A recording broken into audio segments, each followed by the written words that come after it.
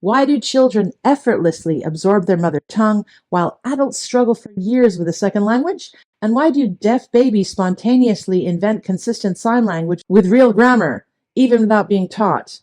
In this book by Steven Pinker, language isn't something humans invented, it's something we're born with.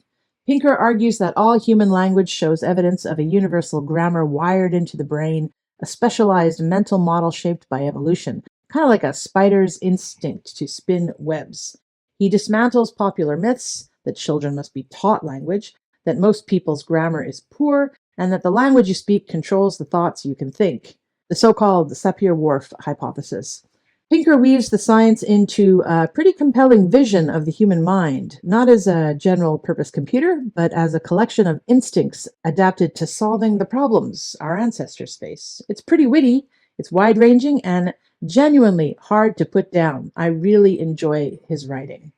Now, some of the neuroscience has moved on since this was published, and the debate around universal grammar has intensified, particularly from researchers who argue that more language is culturally learned than Pinker allows. And now there's Gen AI, machines with no biology, no childhood, and no instinct that can produce fluent grammatical language, a fact Pinker could not have anticipated. None of us could.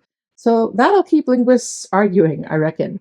Still, as a gateway into linguistics and cognitive science, and as a language teacher, I highly recommend.